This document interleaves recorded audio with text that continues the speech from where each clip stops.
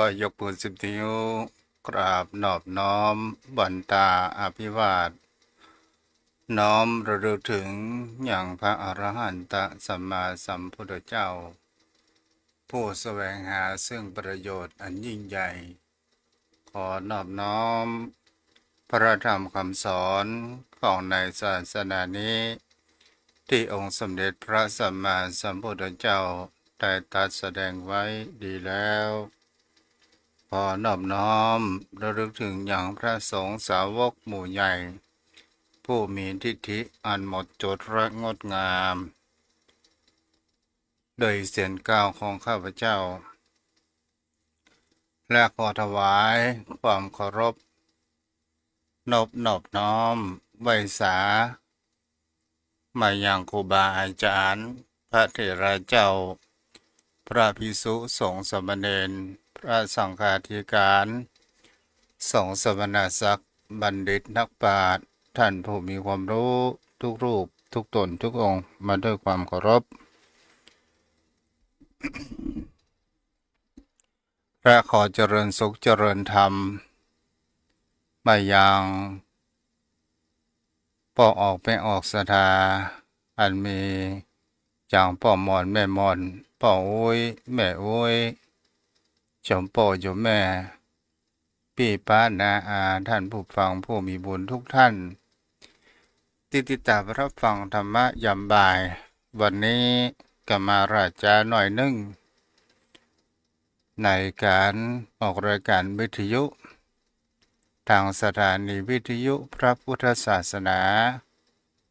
และจริยธรรมจังหวัดเชียงใหม่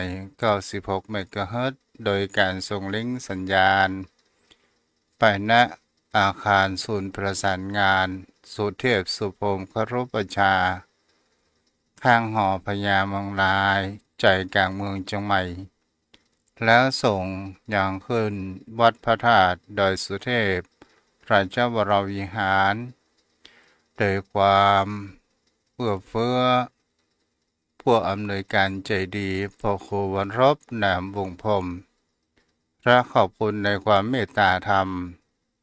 กับท่านพระอาจารย์พระมหาประสิทธิ์ประสานทิโกผู้คอยกลิงก์และส่งสัญญาณผู้ปิดทองหลังพระที่ได้เมตตาธรรมในการก็ลิงก์สัญญาณไปทุกรายการวันนี้ก็รอสัญญาณก็เลยมาราชาหน่อยนึงก็บ่เป็นหยังดีกว่ามาซะเลยโยมพ่อโยมแม่ท่านผู้ฟังห้ามปกี่วันนั้นจะเข้าสู่แห่งคำว่าวันสำคัญทางพระพุทธศาสนาเรียกว่าวันมาฆบูชาก็วันนี้ก็เป็น13ค่ำวันมาฆบุญมีปีนี้ตรงกับวันพุธที่จะมาถึงเมื่อสักครู่นี้ท่านอาจารย์วัดสปุงได้ได้จ๋าเกี่ยวกับวันสำคัญในการเป็นพุทธไว้ตัวแล้วก็มีข่าวประชาสัมพันธ์ในการที่ตนตัวของอาตมาภาพได้มีความมุ่งมั่นในการที่จนจวนโยมพ่อโยมแม่ท่านผู้ฟังทุกท่านทุกคนได้ร่วมใจกันในการสร้างบุญญาบารมีอันเป็นบุญญาทรัพย์ในการทำบุญซื้อที่ดินแต่วันนี้ต่างคณะของแม่ทองทรงสิทธิ์บ้านแจ่มอำเภอบ้านทิได้มาร่วมทำบุญกับลูกกับหลานตัวและวันนี้ก็มีแม่วรีเกษมพันธ์ได้ทำมาบุญถวายพระตาหารจังหันเจ้าและได้ทำบุญถวายเป็นทานและก็มีทางพ่อบุญสืบที่ลูกได้ร่วมทำบุญตัววันนี้ก็ขออนุโมทนาบุญกุ กุศลกับสถานญาติโยมที่ได้ร่วมทำบุญตั้งแต่แรกเดิมทีนั้นมาก็ขอบุญกุศลที่โยมพ่อโยมแม่นั้นได้กระทำจงมีแต่ความพระบุญกุศลนี้จงไปเสริมส่งเป็นบุญญาบารมีก่อให้เกิดแห่งคำว่าบุญญาทรัพย์ได้ติดตามไปทุกภพทุกชาติหรือมีพระอานิสงส์ในการทำบุญครั้งนี้นำมาซึ่งแห่งความสุขความเจริญปราศจากโรคภัยไข้เจ็บในภพปัจจุบันจัดนี้ก็ตามก็เป็นสิ่งที่ดีขออนุโมทนาบุญบุญกุศลนั้นเป็นสิ่งที่คนเรานั้นควรกระทำเพราะว่าบุญนั้นเป็นตัวต้นเหตุนำมาซึ่งแห่งความสุขความสุขนั้นก็คือเป็นสิ่งที่คนเรานั้นต้องการความสุขก็คือความสบายใจการมามีสิ่งที่มาเบียดเบียนทำให้จิตใจของเราเล่าร้อนเรียกว่าความสุขวันนี้ก็ขออนุโมทนาเพราะว่ารายชื่อที่มาทำบุญก็ยังมามีหลายยังก็รอโยมพ่อโยมแม่ท่านผู้ฟังอยู่เนาะมีทางแม่สุทินนางสาวจิราพรล้วนได้ทำบุญอุทิศไปถึงยังพ่อบุญธรรมแม่อุ้ยแปงจอมธรรมพ่ออุ้ยคำพ่ออุ้ยยศพ่ออุ้ยหน่อหม่อมจอมพลและหลวงพ่ออุดมเตชะปัญโยได้ร่วมทำบุญ 1,600 บุญญาบารมีแม่ล่าบ้านห้วยน้ำเย็นอำเภอลี200 บุญญาบารมีแม่ประทุมยอดกินประทุม300 บุญญาบารมีพ่อบุญสืบอินตาคำ100 บุญญาบารมีแม่อาลีสดับบ้านสันนาเมง200 บุญญาบารมีแม่พนาอิมังแม่หอมประสาง200 บุญญาบารมีวันนั้นก็ไม่ได้ปะกันเด้อวันที่ปลงศพของท่านพระครูประภากรกิจกุศลวัดตะเกียนเนาะและก็มีทางครอบครัวของแม่ทองทรงศิษย์พร้อมโดยคณะลูกหลานบ้านแจ่มจังหวัดลำพูนบ้านที่จังหวัดลำพูน2,500 บุญญาบารมี และก็มีทางครอบครัวของเดี๋ยวเด้อได้พิมพ์นี้มันเหลื่อมกำกันไปเนาะมีทางครอบครัวของคุณแม่แสงแสงจิตกันเนาะเดี๋ยวเด้อ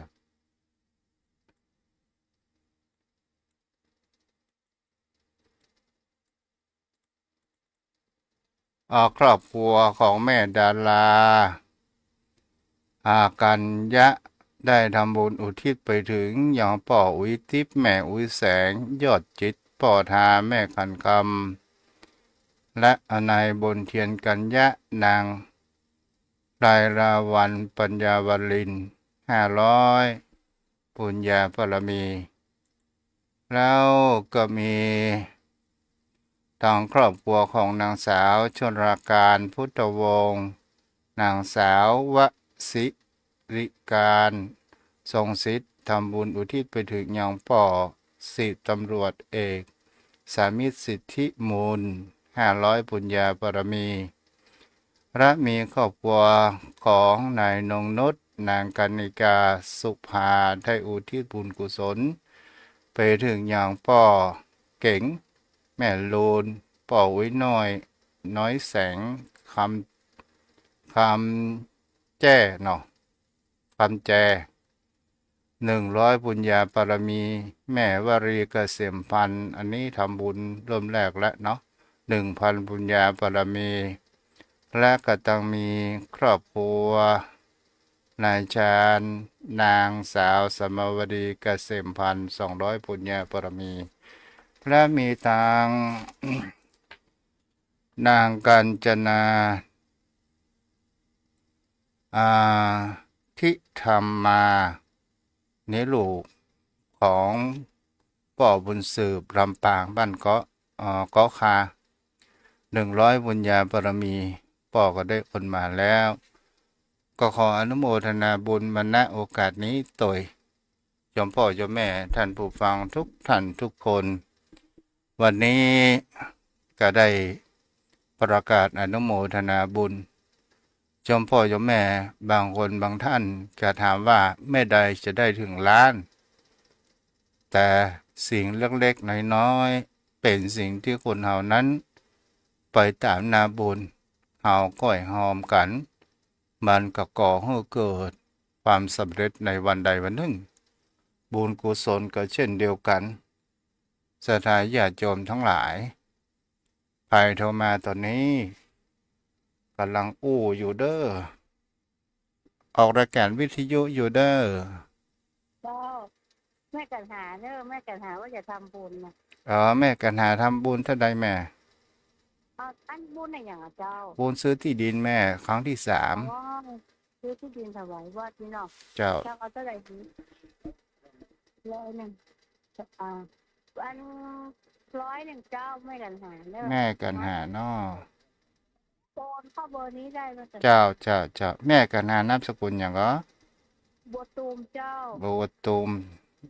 อแต่ยู่ว่าเวลาโอนวันนี้ใช้ชื่อของลูกบ่าวเนอะเจ้าเป็นอย่างแม่คอยสมศักดิ์บัวตูมเจ้าครับอนุโมทนาเด้อเจ้าค่ะบ้านแม่อยู่นี่เนาะปัตตานเนาะแม่นเจ้าจำได้เนาะเจ้าบุญรักษาเจ้าเจ้าเอาละตอนนี้ใครจะทำบุญก็รอสักกรรมเนาะเดี๋ยวก็ว่ากันไปกันเดี๋ยวจะมาได้เนื้อหาสาระธรรมเอาละโยมพ่อโยมแม่เรามาอู้ถึงวันสำคัญทางพระพุทธศาสนาก่อน ซึ่งแหมเป็นสิ่งที่คนเฮานั้นจะหันได้ว่าวันมาฆบุญมีนั้นมันมีความสำคัญและมีความเป็นมาเป็นอย่างใดพ้อง วันมาฆบุญมี ซึ่งเป็นถ้าหาอู้อย่างประเทศอินเดีย ก็เรียกว่าเป็นเดือนมาฆบุญมีก็แปลว่าวันที่พระจันทร์เต็มดวงของเดือนมาฆะวันนี้เป็นสำคัญของเดิมแรกที่เดิมนั้นเป็นวันสำคัญของศาสนาฮินดูเรียกว่าเป็นวันพระศิวะศรัทธาญาติโยมทั้งหลายและทีนี้มันเป็นเทศกาลแห่งความสำคัญของศาสนาฮินดูที่เขาเข้าใจกันว่าคือศาสนาพราหมณ์ในครั้งพระพุทธกาลนั้นเพราะว่าพื้นฐานแห่งความศาสนาพื้นฐานแห่งคำว่าศาสนาดั้งเดิมของในประเทศอินเดียตอนนั้นก็คือศาสนาพราหมณ์หรือว่าศาสนาฮินดูได้ให้ความสำคัญวันนี้ว่าเป็นวันพระศิวะหรือว่าเป็นวันที่ชาวเมืองของอินเดียนั้นจะมีการลงอาบน้ำในแม่น้ำคงคาศรัทธาญาติโยมทั้งหลายแล้วทีนี้เนี่ยมันก็มีเหตุการณ์ทางพระพุทธศาสนาครั้งพระพุทธกาลนั้นเกิดขึ้นเขาก็คงจะจำได้ว่าเมื่อพระพุทธองค์ได้ตรัสรู้เป็นพระสัมมาสัมโพธิญาณแล้วได้เสด็จไปโปรดปัจเจกคีทั้งห้าและก็ได้ก่อให้เกิดพระรัตนตรัยนั้นเกิดขึ้นมีความสมบูรณ์เกิดขึ้นเตี่ยเฮาปากันห้องว่าวันเข้าพรรษาของชาวบ้านต่อมานั้นก็พระองค์นั้นก็ได้โปรดยังโลกเศรษฐีชื่อว่ายศกุลบุตรพ่ ร้อมด้วยบริวารแห่ง60รูปก็ต่อมาก็ได้โปรดเมตตาแห่งคำว่าเจริญสามพี่น้องที่มีบริวาร500พ่อง200พ่อง300พ่องก็รวมกันเป็น1,250รูปที่พระพุทธองค์นั้นได้ประกาศพระพุทธศาสนานั้นในสมัยแห่งคำว่าเมืองพาราณสีนั้นเกิดขึ้นพระภิกษุจำนวน2,250 รูปนี้ก็ล้วนแล้วแต่เป็นพระภิกษุสงฆ์ที่พุทธองค์นั้นได้เป็นอุปชฌาย์หรือว่าได้บวชมาด้วยเอหิภิกขุอุปสัมปทาแปลว่าเจ้าจงมาเถิดภิกขุทั้งหลายจงมาเถิดในการอุปสมบทนี่ก็คือเป็นสิ่งที่จะเห็นได้ว่าเมื่อพระภิกษุเหล่านี้ได้บวชแล้วก็ได้เป็นพระอรหันต์เป็นพระขิณาสพทั้งสิ้นได้ประกาศเผยแผ่พระพุทธศาสนารักคำสอนของพระพุทธองค์ทีนี้ก็เป็นสิ่งที่จะเห็นได้ว่าเมื่อวันสำคัญของถึงเป็นศาสนาพราหมณ์หรือศาสนาฮินดูก็ตามชาวเมืองทั่วไปนั้นที่นับถือยังศาสนาฮินดูและพราหมณ์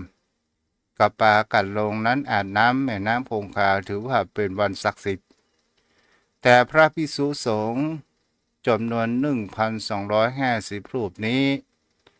ก็มีพุทธานุสติก็หมายถึงเขาว่านึกถึงยังองค์พระศาสดานึกถึงยังองค์สมเด็จพระสัมมาสัมพุทธเจ้าซึ่งในตอนนั้นก็ประทับอยู่ในวัดแห่งแรกคือวัดเวฬุวันที่พระเจ้าพิมพิสารนั้นเป็นผู้สร้างให้วัด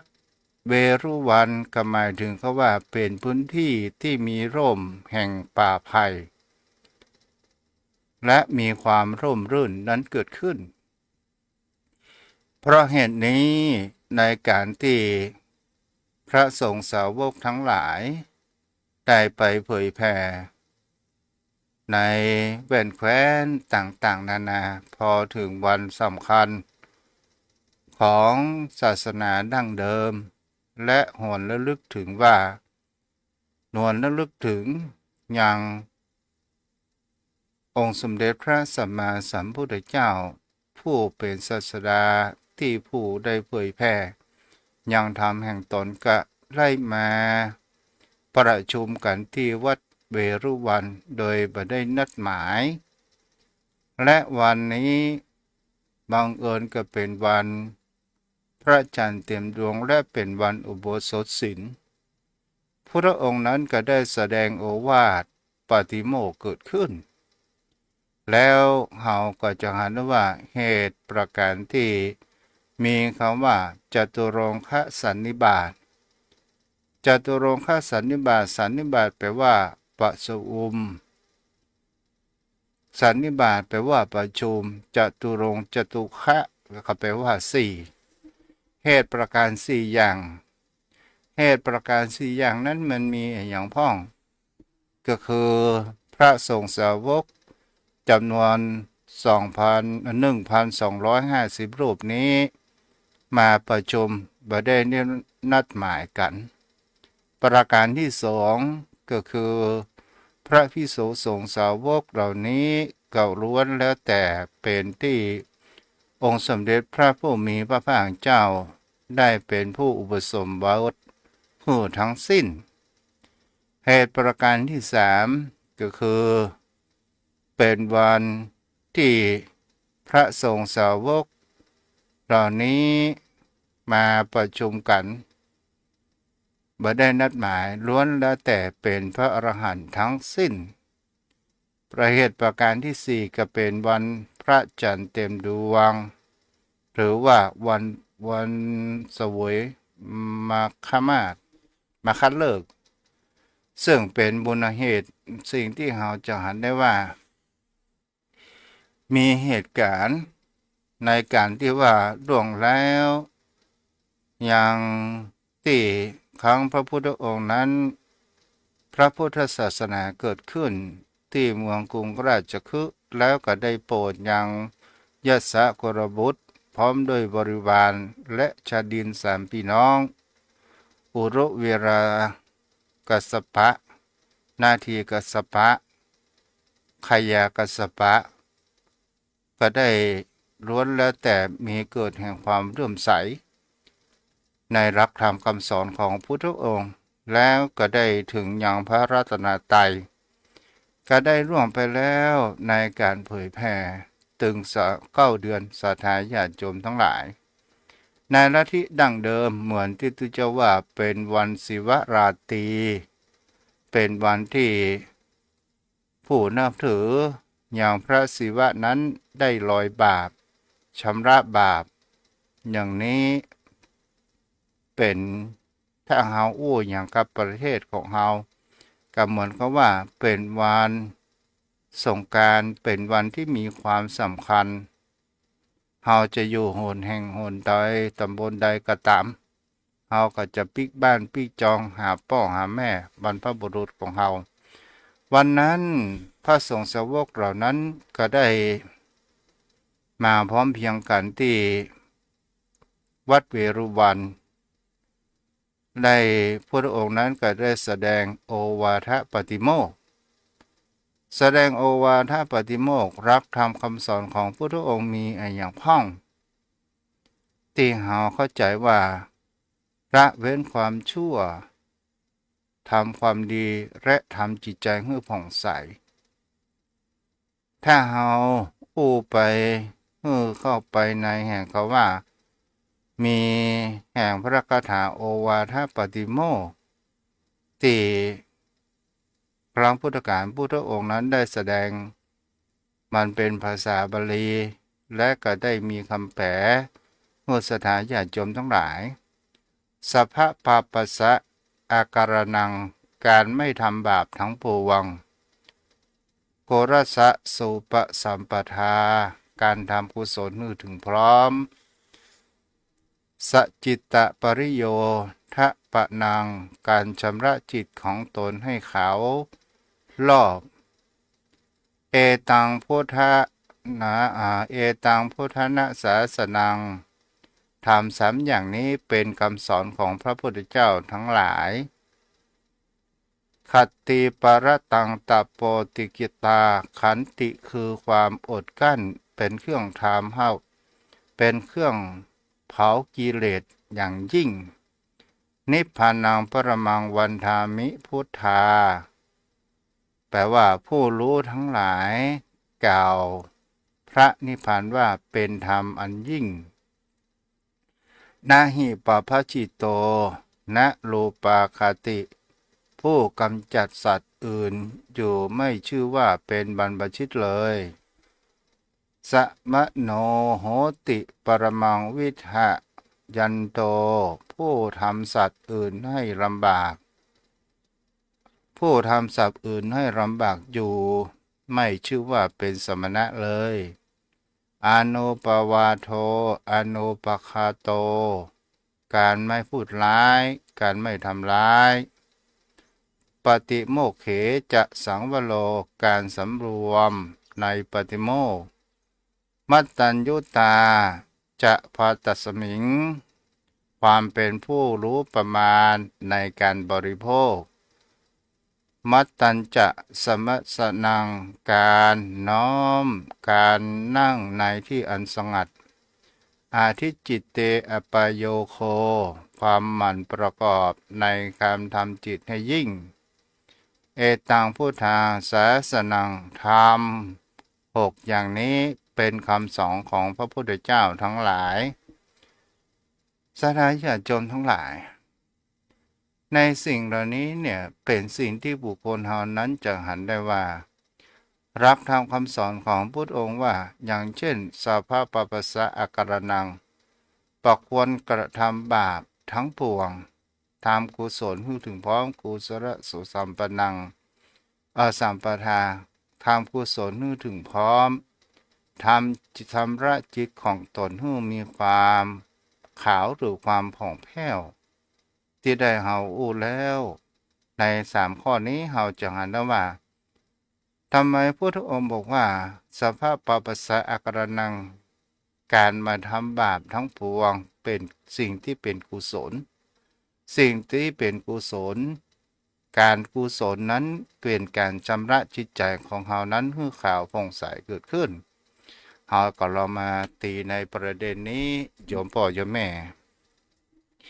ในสิ่งที่บุคคลเฮานั้นก็ลองศึกษาและพิจารณาลงไปว่าการบทำบาปทั้งปวงเป็นการสร้างกุศลเป็นธรรมที่ทำให้จิตของเฮานั้นมีบุญกุศลนั้นเกิดขึ้นก็หมายถึงเขาว่าการที่เฮาเกิดมาเป็นมีชีวิตแห่งความเป็นมนุษย์ของผู้คนเฮาที่เฮาได้อัตภาพนี้และเป็นสิ่งที่เฮาจะหันได้ว่าการเบียดเบียนซึ่งกันและกันหรือการเบียดเบียนข่มเหงสัตว์อันมีลมปราณเหมือนกันนั้นมันก็ก่อให้เกิดแห่งความบ่สบายใจในจิตใจของบุคคลเฮาแต่ถ้าว่าบุคคลเฮานั้นมีการหันตั้งอยู่ในแห่งความว่าเมตตาธรรมและเฮามีคิดถึงใจเปิ้นใจตัวและเฮาบ่มีการเบียดเบียนและเฮาก็จะมีแห่งความชื่นใจมีความสบายใจที่เฮาว่าบุญจมพ่อจมแม่และเฮาหรือว่าเฮาหันสัตว์เลี้ยงที่อย่างกับว่าสุนัขจรจัดหรือว่าที่มันเตียวตามข้างถนนมามีไผเลี้ยงโซซัสโซเซมันมามีข้าวกินเฮาหันแล้วเฮานึกสงสารและเฮามีสิ่งที่เป็นกับข้าวเป็นกระดูกเศษอาหารที่เหลือเฮายื่นแบ่งปันให้มันกินแล้วมันก็มีพละกำลังที่จะเดินไปและเฮาก็จะหันว่าเฮาก็มีความอิ่มเอิบนี่ก็คือเป็นสิ่งที่เป็นกุศลของเรานั้นเกิดขึ้นและก็ทำให้จิตใจของเรานั้นมีความผ่องใสมีความชื่นบานเหมือนเราได้ชีวิตกับสิ่งต่อชีวิตกับสุนัขนั้นและก็เป็นการสืบชะตาตนตัวของเราไปโดยปริยายและเป็นสิ่งที่เราจะหันแหนประการหนึ่งว่าเวลาบุคคลที่ได้รับความลำบากโดยความหิวโหยอาหารการกินนั้นบอกค่อยมีแล้วกลับมาขออาหารจากตนตัวของเราซึ่งเรานั้นมีอยู่ถ้าเราเป็นคนมีความตนีทีเหนียวเราหมอยื่นแบ่งปันแล้วก็เป็นสิ่งที่เราจะหันได้ว่าเมื่อเรามายื่นแบ่งปันเขาก็บอกว่าอะไรอย่างแต่เวลาผ่านไปมีข่าวว่าคนที่มาขออาหารของเรานั้นเขาตายหิวข้าวตายเป็นปีข้าวแล้วเราลองมานึกดูแหมทีว่าถ้าเรายื่นแบ่งปันเข้าให้กับเขาอาหารให้กับเขามันก็เหมือนกับว่าการต่อชีวิตของตนตัวของบุคคลนั้นและเขาหันเขามีพละกำลังที่จะทำการทำงานในทางที่เป็นความสุจริตไปสร้างความเดือดร้อนให้กับสังคมก็ถือว่าเขานั้นก็ได้พลังใจเกิดขึ้นจิตใจของคนเขานั้นก็ฟูและทำให้จิตใจของคนเรานั้นมีความผ่องใสเกิดขึ้นอันนี้เป็นสิ่งที่ผู้คนเรานั้นก็ลองเก็บพิจารณาดูว่าเป็นสิ่งที่คนเรานั้นควรไตร่ตรองและเป็นการศึกษาเกิดขึ้น ในวิถีชีวิตของคนเฮาศรัทธาญาติโยมทั้งหลาย ในความเป็นอยู่ของคนเฮานั้นเฮาเกิดมาได้อัตภาพเป็นมนุษย์ก็ถือว่าเฮานั้นเป็นผู้โชคดีมากที่สุดพระพ่อพบในปะเต้าก็พบมนุษย์แม้กระทั่งพบเทวดาก็ตามเทวโลกก็ยังมีความอิจฉาในพบมนุษย์ก็คือมีความสามารถที่จะเปลี่ยนแปลงอย่างชะตาชีวิตและบำเพ็ญเพียรก่อให้เกิดแห่งคำว่ามรรคผลนิพพานนั้นเกิดขึ้นได้และถ้าเรามีบุญญาบารมีเพียงพอเราก็คงมีปัญญาตรัสรู้หรือว่าบรรลุยังไปถึงแห่งฝั่งหนึ่งฝั่งที่อันเป็นพระนิพพานฝั่งอันเป็นพระอริยบุคคลเกิดขึ้นยมพ่อยมแม่ทุกสิ่งทุกอย่างถ้าเราบ่เริ่มเราก็บ่สามารถที่จะรู้ได้ว่ามันมีอะไรอย่างพ้องในชีวิตแห่งการเดินทางในการเดินทางของคนเราทุกคนนั้นมันก็จะต้องมีอุปสรรคและปัญหาในการดำเนินชีวิตเหมือนกันชีวิตแห่งการฝ่าฟันอุปสรรคอันเป็นกิเลสต่างๆนานาทั้งหลายเหล่านี้เราจะต้องฝ่าฟันอันเป็นสิ่งที่เป็นยั่วยุอันมาทางรูปทางเสียงทางกลิ่นทางกายสัมผัสทางลิ้มรสก็ตามสิ่งเหล่านี้เราจะต้องฟันฝ่าโดยความอดกลั้นนั่นก็คือธรรมที่คำว่าขันติซึ่งเป็นธรรมที่ก่อให้เกิดแห่งความสำเร็จนั้นได้ความสำเร็จของคนเรานั้นเกิดขึ้นได้สิ่งที่ประการสำคัญต่อมานั้นก็คือคำว่าสติเมื่อเรามีสติมีความตั้งมั่นว่าเรานั้นมีความรู้สึกอยู่เสมอและเรามีความขันติตัวเดียวนี้เนี่ยโยมพ่อโยมแม่ทั้งหลายเราจะนึกว่ามันสร้างก่อให้เกิดแห่งความสวยงามเกิดขึ้นได้ถ้าลูกศิษย์ลูกหาตลอดจนถึงลูกเต้าก็ถามถ้า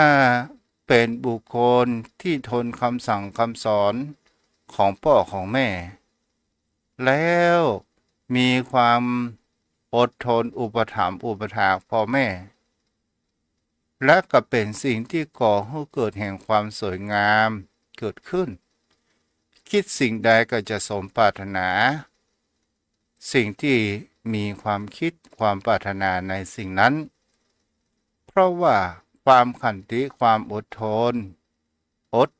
นต่อคำสอนคำด่าของพ่อของแม่สอนด่านั้นเพื่อที่เราให้จดจำและมีความอดทนเกิดขึ้นและก็จะเป็น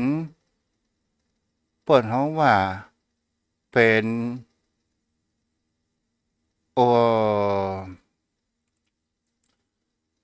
ภูมิกันของเฮาบ่ให้ท้อแท้ยามเวลาเฮามีอุปสรรคปัญหาเกิดขึ้นนี่แหละเป็นวิถีชีวิตของคนเฮาวิถีชีวิตของคนเฮาศรัทธาญาติโยมพ่อโยมแม่เฮาก็พอว่ากระแสของโลกนี้มันเป็นกระแสของแห่งตัณหาอุปทานและอวิชชาเพราะว่าสิ่งนี้น่ะมันเป็นสิ่งที่ทำให้คนเฮานั้นก่อให้เกิดแห่งความหลงไหลและก่อให้เกิดแห่งการลืมตนตัวของเฮาเองและเฮาเข้าใจว่าโลกทั้งใบนี้เป็นของเราร่างกายนี้เป็นของเราถ้าเฮามองลงลึกๆไปแท้จริงๆแล้วมันไม่มีอย่างสักอย่างที่จะเป็นของเฮานอกจากว่ากรรมดีและกรรมชั่วทั้งอันสิ่งที่เป็นกระทำถ้าว่าอาวิชชาหรือว่าความหลงไหลมาปิดบังตาเสียแล้วมันก็ก่อให้เกิดแห่งการทำลาย เกิดขึ้นนั้นได้ มันบ่สนคำว่าหน้าอินหน้าพรหมหน้าป่อหน้าแม่อย่างสักอย่างยอมพ่อยอมแม่จะหันข้าวขาวตีลูกแต่ได้วางแผนฆ่าพ่อแต่บ่สำเร็จตอนสุดท้ายยุพ่อโดนข้างฝาพ่อนั้นกระตายลืมลงไป แล้วก็มัดแข้งมัดขามัดมือเผาพ่อทั้งเป็นนี่แหละป้อนเขาว่าอาวิชชาความมืดบอดมันปิดบังตาปิดบังตาโดยการที่ว่าเขานั้นอาจจะเป็นหนี้เป็นสินหรือว่าติดการพนันอย่างใดอย่างหนึ่งมันเป็นตัวอำนาจปิดบังตาปิดบังแห่งปัญญาของคนเฮานั้นแล้วมันก็ก่อให้เกิดแห่งความสูญเสียต่างๆนานานั้นเกิดขึ้นได้ นี่แหละเป็นสิ่งที่อันตรายที่สุด องค์สมเด็จพระสัมมาสัมพุทธเจ้าที่ได้ตรัสรู้เป็นพระสัมมาสัมโพธิญาณที่เฮาจะหันได้ว่ารักธรรมของพระพุทธองค์นั้นเป็นรักธรรมแห่งปัญญาเป็นรักธรรมแห่งแสงสว่างที่ก่อให้เกิดผู้คนเฮานั้นสามารถที่จะเข้าใจแห่งสัจธรรมของคนเฮานั้นได้ยมพ่อยมแม่เฮาก็อุ้งง่ายๆท่านมีเป็นคำคมที่ครูบาอาจารย์ได้อู้ออกมาว่าโกรธทำไมให้เสียสมองทะเลาะทำไมให้เสียเวลาเฮาก็ลองพอว่าถ้าเฮาประจับอกจับใจแล้วเฮาโคตรมันก็บ่ได้อะไรอย่างขึ้นมา และตอนสุดท้ายอารมณ์เย็นก็มีความกินแหนงและบางสิ่งบางอย่างบุคคลเฮาถ้าเฮาโคนในสิ่งที่เฮาจะหันได้ว่า ถึงมันจะมายั่วยุอย่างใดก็ตาม และเฮาดอดึงแห่งคำว่าภาพแห่งความเหตุผล ในการตอนเวลาเฮาโกรธเวลาเฮาโกรธเฮาก็ทำอะไรอย่างลงไป เพื่อความสะใจ เมื่อความสะใจสำเร็จแล้ว อารมณ์ของคนเฮานั้นมันมีความสงบ และมีสติตอนสุดท้ายเฮาก็เกิดแห่งความคิดแห่งใจเกิดขึ้น แล้วก็ทำให้เฮานั้นเสียเวลาไปต่างๆนานา ถ้าเฮาเป็นผู้เห็นประการเช่นนี้ภัยอันตรายต่างๆมันก็จะเกิดขึ้น สิ่งที่คนเฮานั้นมันเกิดขึ้นในแห่งคำว่าตีตนตัวของคนเฮานั้นไปหลงไหลในแห่งคำว่าไปมองว่าขันธ์ห้าเป็นตนตัวของเฮาไปมองว่าตนตัวเขามาด่าตนตัวของเฮาเขามาหยามศักดิ์ศรีของคนเฮาอันนี้ต่างหากเล่าเป็นตัวอวิชชาถามว่าความศักดิ์ศรีนั้นบางครั้งบางคราว ถ้าเฮาไม่ยอม และเปิดเฮาว่าเฮายอมเสียเวลาสัก10 นาที ดีกว่าเฮาเสียเวลาติดคอกติดตารางหลายปีหรือตลอดชีวิต อันนี้เฮาก็คิดประการเช่นนี้ ฉะนั้นเนี่ยหลักธรรมคำสอนของพระองค์นั้น เป็นสิ่งที่เฮาจะหันว่าถึงมีมากมายก่ายกองและสรุปยอดก็คือว่าอย่าประมาทคนเฮาอย่าประมาทและคนเฮาอย่าไปดูถูกและคนเฮาจงอยู่การสำรวมกายวาจาและจิตใจและจะทำให้เฮานั้นเกิดแห่งความสุขสิ่งที่มันเข้ามาในชีวิตของคนเฮาจับอกจับใจมันก็ก่อให้เกิดแห่งความชุ่มใจเกิดขึ้นปะจับอกจับใจเมื่อเฮาวางเฉยๆเหียเดี๋ยวมันก็จะผ่านไปและสิ่งดีๆนั้นมันจะเข้ามาสุขและทุกข์มันก็ประตั้งอยู่เสมอไป กันเดียวก็ทุกข์กันเดียวก็สุขมันมามีเป็นอันยังอมตะจีรังระอย่างเยินเหมือนตะกี้นี้สัทธาญาติโยมทั้งหลายเฮาก็ลองดูว่าทางทุกเจ้าก็รอลิงก์สัญญาณสัทธาญาติโยมบางคนบางท่านก็ว่าเอ๊ะวันนี้ทุกเจ้ามาออกละกานี่ก็คือเปิ้นเฮาว่าการปรุงแต่งคิดไปเสียเอง และเราก็ดูไปเห็นคำว่าอ๋อคงจะขัดตกบกพร่องสถานีบดีกะอย่างบดีกะเดี๋ยวมันก็จะผ่านไป และสิ่งที่ดีๆงามๆที่เราจำไว้เสมอว่า ถ้าจิตใจของคนเรานั้นคิดบวก คิดทางที่ดี จิตใจของเรานั้นก็ดี ถ้าเราคิดลบ มองจะผิด มองโลกในแง่ร้าย แปลว่า คนนั้นมีจิตใจ มีความขุ่นมัว ผิวก็ดำ และสังขารร่างกายก่อให้เกิด แห่งเขาว่าเป็นคนคิดมาก คนระแวง ตลอดจนถึง เป็นคนที่มีความยึดมั่นถือมั่นไม่ยอมรับฟังแห่งความคิดของบุคคลอื่น จงทำตนตัวของเราเป็นบุคคลน้ำไม่ล้นแก้ว ปล่อยวางให้ได้ทำใจให้เป็นทำที่ว่างๆให้เติมไปด้วยความดี วันนี้ก็คงจะเอาไว้เพียงเท่าอี้เนาะป้อหนานวันนี้ให้ไปด้วยอู้กับป้อหนานเด้อเพราะว่าเวลาป50 นาทีแล้วเนาะวันนี้อนุโมทนาผู้ติดตามทาง Facebook มีตาปีนุชรี มีแม่จุนศรีภาชาน้าน้องคนเดิม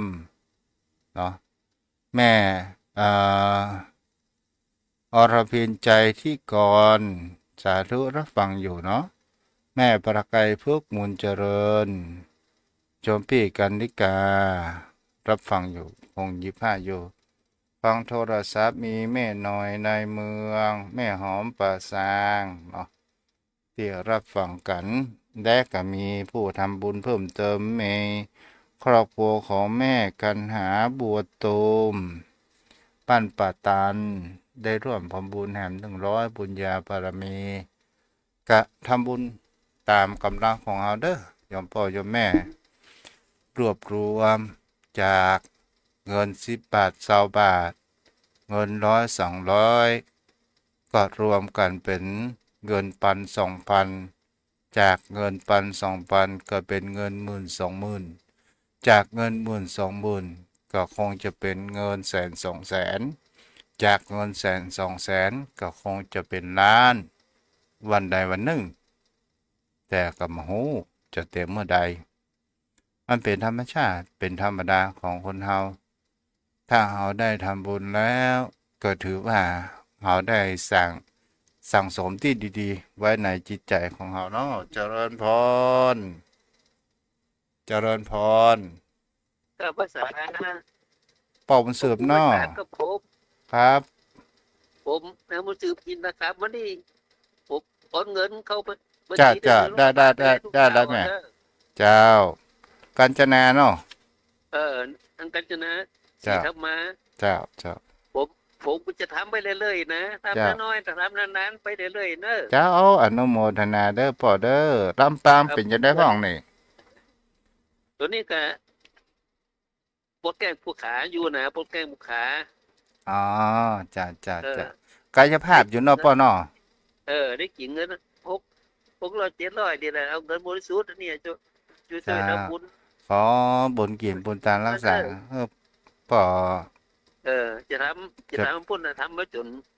กว่าชีวิตจะหาไม่พุ่นนะเนอะทำไปเรื่ เจ้า อยๆเนอะ สาธุสาธุเด้อพ่อบุญสืบ ไว้สาธุ ฟังชัดเจนดีเนาะ ครับ ครับบุญรักษา อันนี้พ่อบุญสืบถึง เป็นบุคคลป่วยติดเตียง แต่ใจไม่ติดเตียง จิตใจเป็นอันประเสริฐ จิตใจสร้างบุญกุศลมีความอิ่มเอิบร่างกายเป็นสิ่งที่เราบ่สามารถจะบังคับบัญชามันได้ว่า ห้ามเป็นห้ามป่วย แต่ร่างกายนั้นมันจะป่วยก็ตามเรื่องของมัน แต่ใจอย่าป่วย ถ้าใจป่วยแล้ว มันก่อให้เกิดแห่งความทรุดโทรมแห่งชีวิตของคนเราเอาละ0631639950เด้อ06316399500631639950อะไรโยมพ่อโยมแม่ท่านผู้ฟังใครจะโทรมาก็เข้าใจโทรมาเสยเด้อแฮมบอกกินนาทีกันเลยจะได้ส่งรายการแล้ว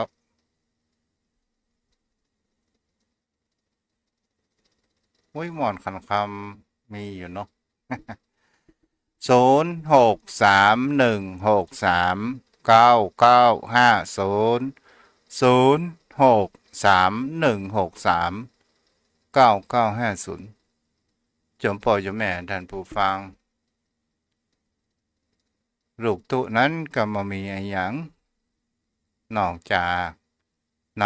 ำพระธรรมคำสอนของสมเด็จพ่อของพระพุทธเจ้าแม่ทอง เจ้า เจ้าแม่ อำเภอเมืองไม่ใช่อำเภอบันทีอ่ะ อ๋ออำเภอเมืองกับแม่เบอร์เขือแจ้เนาะ เป็นยามไม่ต้องฟังอยู่ จ้าจ้าจ้า จ้าบุญรักษาแม่ สาธุจ้า จ้าบุญรักษาขอโทษอำเภอเมือง แม่บัวบนโทรเข้ามาเนาะ0631639950โอ้ถึงว่าจิตใจของตุเจ้าได้บวชเข้ามาแล้วได้แผ่บุญกุศลเผยแผ่ธรรมเจริญพรแม่ล่า เจ้า ฟังอยู่เด้อ เป็นกำลังใจให้ท่านเด้อ จะบุญรักษาและแม่เด้อ เจ้า เจ้าลีฮ้อนก่อนตอนนี้ เจ้าฮ้อนละเจ้า อืม แต่เมื่อเช้านี่ก็หนาวนะ จะอากาศมันจะเปลี่ยนแล้วเด้อ เจ้า รักษาสุขภาพตัวเด้อแม่เด้อ เจ้ากะไว้สาเจ้า เจ้า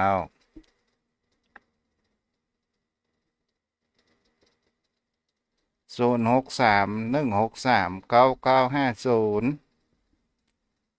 แม่อุ้ยบัวบุญแม่อุ้ยบัวบุญนี่โฮมแซลเพิ่นเด้อเนาะ เจริญพร น้ำมันสการมาหา เจ้า เบอร์พ่อแม่หรือเปล่าคะ จ้าโยมแม่อะไรเนี่ย เบอร์พ่อแม่จ้า จ้า ถ้าเดือนถ้าเงินเดือนผู้สูงอายุออกแม่ก็จะทยอยท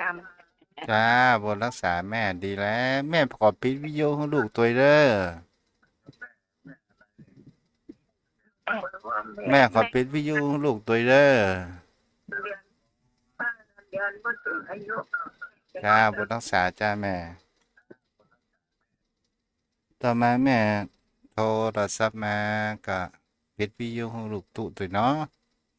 มันเสียงมันจะไปได้ย้อนกลับกัน063163แม่กองพันจุงอินค่ะ แม่อะไรนะ แม่กองพันจุง แม่กองพันเนาะ อิน โจมอินเนาะจ้าแม่ จ้า แม่ขอปิดวิดีโอให้ลูกตัวกันเนาะเสียงมันสะท้อนกันแม่ พูดทางโทรศัพท์เด้อพูดทางโทรศัพท์เด้อมันจะท้อนกลับกันเอาละมีเวลาเริ่มต้นก็ต้องมีเวลาสุดท้ายวันพรุ่งเราก็มารับฟังกันใหม่ขอบุญกิจบุญทานที่โยมพ่อโยมแม่ได้กระทำมาตั้งแต่อดีตชาติจนถึงปัจจุบันชาติอำนวยพรให้โยมพ่อโยมแม่นั้นมีแต่ความสุขความเจริญสมปรารถนาเหมือนกันทุกท่านทุกคนอายุวโนสุขังพระลัง